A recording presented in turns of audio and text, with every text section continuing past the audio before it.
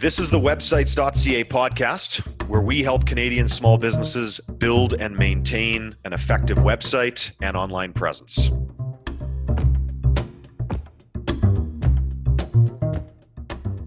Hey everybody, this is Sean Corbett with Websites.ca Marketing.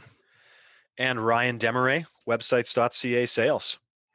Today we're going to cover a couple major points about images, photos that you send to be put on your website, graphics that you send to be put on your website, stuff like that.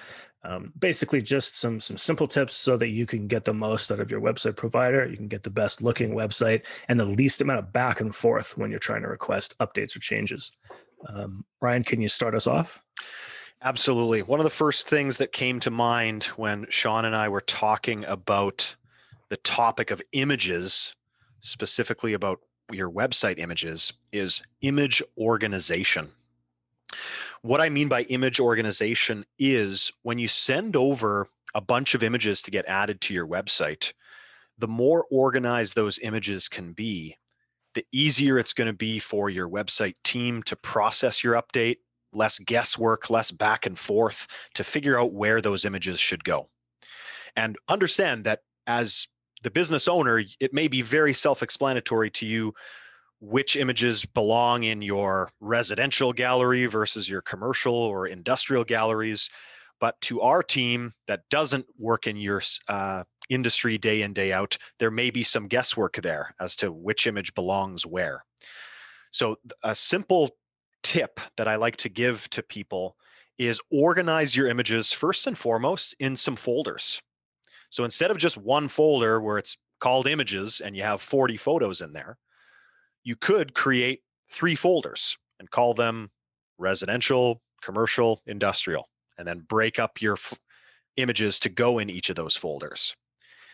And even moreover, just adding to that, you could go one step further and actually rename the image files themselves.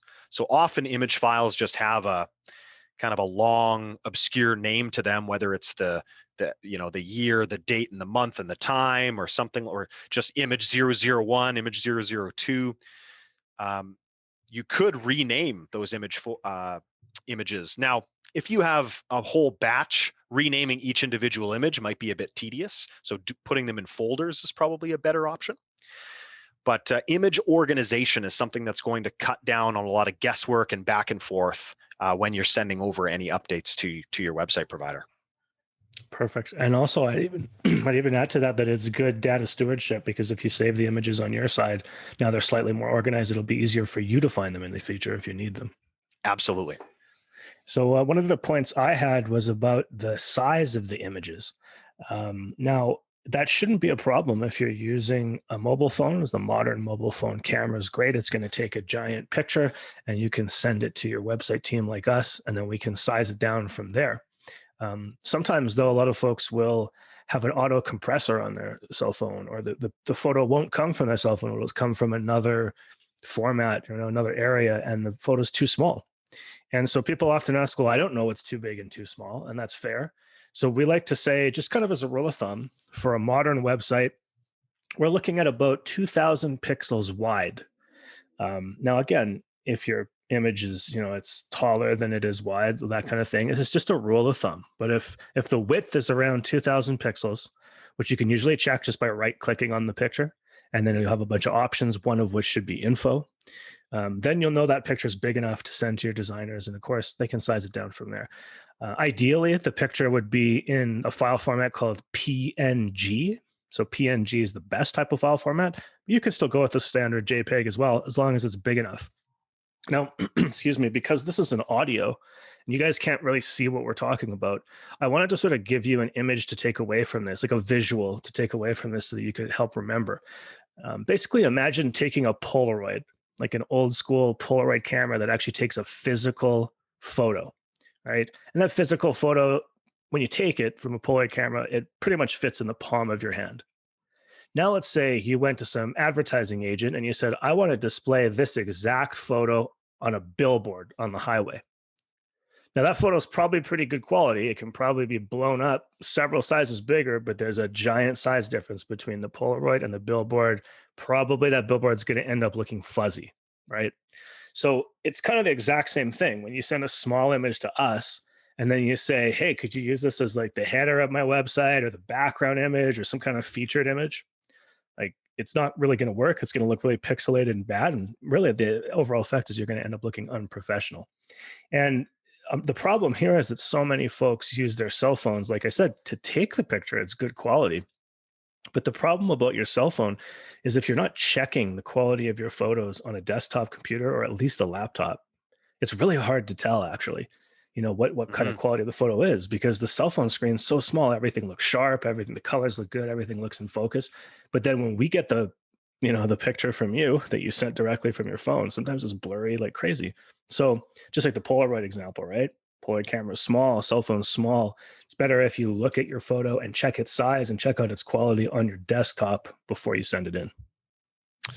And just adding to that real quick, Sean, one little tidbit I like to tell people is when they ask, what size should I send it? And if they're unsure, if they don't really know, what the pixel depth is, I always just say, look, if you have it in the largest format available, the largest size you have, send that because it's very easy for us to scale down a large image and make it smaller to fit the display. But as Sean said, it's very difficult to take a really tiny image and try and blow that up without losing some quality and it becoming pixelated or fuzzy. Yep, totally. Yeah. Another point that I wanted to quickly touch on with images is portrait images versus landscape images. So portrait images are images that are taken that are taller than they are wide. So if you're holding your phone in its upright position and you take a picture of something, that's a portrait picture. But if you hold your phone sideways, so it's longer than it is tall, that's going to give you a landscape image. And why this is important is because when we're doing website updates and we have uh, images to add to your gallery, let's say, and you send us, half your images are portrait and half are landscape. Well, when we put that into a thumbnail gallery, we're going to get some cropping on those images that's just not going to look great. So we always suggest to our clients to try and choose one orientation and stick to it. And usually for website use, I typically lean to landscape images longer than they are tall, because for those big banner images and those big images you see on websites, those are usually that style, that landscape image. And a landscape image can shrink down to that mobile friendly view pretty easily. So point I'm trying to make is to know the difference between portrait and landscape. And if you're taking pictures on a regular basis to add to your website, to try and keep the same orientation so that the rest of your images that you add to your website match that style, and you're not going back and forth between that, portrait and landscape style. Yeah, and often see if somebody lets that consistency break down, they just won't be thinking of it, obviously, because they're more concerned with gathering the photos and sending them to us. And then we'll put them on the website and they'll say, oh, you guys messed up because all the spacing is weird, right? There's weird spacing between all the pictures. And you go, well, that's because the pictures all have different heights. So there's no way really around that. Yeah, and we can do some funky cropping methods to get your images to look uniform, but then with cropping, you lose part of the image, right? So if we're cropping the image to cut the top and bottom off of a portrait web image, it'll match the landscape images, but now we're losing some of that top and bottom of the image in that thumbnail spot. So the rule of thumb, like we always try and say, is choose an orientation that fits best for you and your business and your products, and try and keep the rest of your images in that orientation if at all possible. Beautiful. And I wanted to make one last point, and it was about combining text over top of a photo. So what you end up with, obviously, is a graphic, right? It's just that the graphic has text elements and then it has visual elements. This is really something that we would like to encourage people not to do. It's fine for other advertising, perhaps, but if you want to send any content to your website provider, you're going to get the best possible results if you separate text and you put it in a simple text file, no fancy documents. And then you also have your original image separated. Because again, like we were talking about before, if we have to kind of resize that picture, we're not working with the best possible image. So we want the original image separated from the text. Basically, actually, a quick rule of thumb, just this is a episode about images, but while we're on this topic of texts, it's just as convenient for a web update team to have the text pasted with no formatting into an email. Just into just type it right into the email address when you make the request. That's really easy for us to use to do editing. Another thing is a TXT file or a Google Doc. So those are kind of universal, simple, best ways to send text. But anyway, back to the images. Again, I wanted to give you a visual to take away so you can understand why it doesn't work to have text over the images that you send us. So for this case, imagine that you're in a restaurant and you're looking at their menu. So typically a menu probably has some kind of background image or texture or whatever, is on the menu. And then of course, has got the text written on it of what food you can order. It is easy to read, obviously. You're holding it in your hand. It's like a big sheet of paper. But now, so again, imagine at least an 8x11 size menu, right? Now imagine you're looking at that exact same menu with the background, with the texture, with the patterns on it, whatever, on your mobile phone. Now it's tiny. The text on the menu is really just part of the image. So it's going to get shrunk down because the display on your mobile phone is shrunk down. That text is going to be totally unreadable. Mm-hmm. So, like our other example, we're taking a little picture trying to go big. Well, when you add text to your image and you go small, it's going to shrink down. It's not going to be readable. So if you give us the image and the text separately, we're going to figure out a way to display it on all the different screens and device types and so on. So the big takeaway also to think about with images is that images on a website are going to be displayed basically in almost 4 different sizes, 4 different presentations that have different shapes, right? So the most common ones are a widescreen monitor. That's one of them. Typically, what Ryan would describe as a landscape orientation, right? Is wider than it is tall. Mm-hmm. And then they're going to be displayed on a laptop, which could be a little bit wider than tall, but some of the small ones are almost square. And then you're going to have a tablet device, and that screen is closer to a book orientation, but still, wide enough, easy enough to read. And then you're going to have your cell phone, which is much taller than it is wide, very hard to read unless the text is larger and spaced out. And obviously, image is the same thing, right? If you have an image with really fine details on it, really complex details, sometimes that could get lost on a mobile phone. So as website designers, we need to start with material that can be used and repurposed and manipulated across these 4 different display types. And that's why you can't just check it on your phone and send it and it's fine, or check it on your computer and send it. You have to be just a little bit aware. Is this image going to work on all these different display types? And then obviously we'll do the hard part, we'll make it work, but got to start with decent material, right?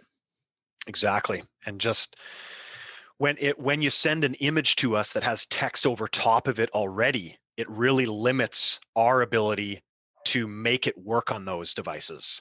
Where if you send it to us separately, we have the image and the text. Now we can essentially program those 2 elements into your website as 2 separate elements that will adjust to those different display sizes.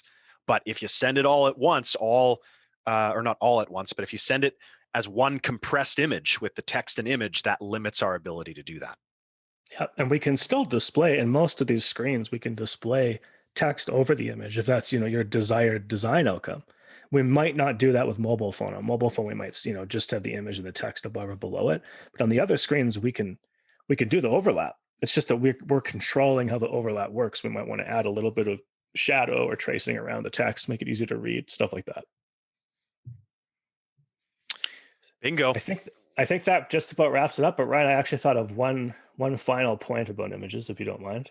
Absolutely, hit us. Yeah, in that case, we're talking about where you're going to have text over an image, and that happens a lot when you see somebody's banner, slider, featured image, that kind of thing. Mm-hmm. They'll typically have a really nice photo, and they're going to follow all the guidelines we say.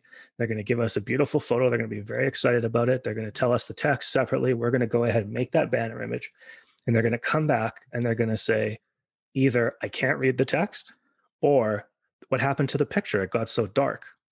So what I just want to remind people is when you are combining these elements, text and images, sometimes to make the text readable, we have to really, really darken the original image. There's no way around it. We might even have to mute the colors because you do want that text to be readable. Mm-hmm. And if you choose an image, let's say, just to give you an example, let's say most of the text on your website is white, and you choose an image with tons of hot spots and white spots, we're going to have to really manipulate that image. Otherwise, that text is just going to get lost. And vice versa with, black text over a darker image. So just something to be aware of expectation wise, got to leave it up to the discretion of the designer. The designer does know best. The whole point of this chat today is say, give us the best possible original starting point, and then we'll make sure it works for the most amount of website users. It might not be exactly as you envision it, but there's probably a really good reason why. Exactamundo, Sean. If you're not satisfied with your current website or the service you get from your provider, you can switch to websites.ca for free and get a great support team behind you. Just visit business.websites.ca. That's business.websites.ca, or email Ryan directly at ryan@websites.ca. Thanks for listening, guys. Catch you next time.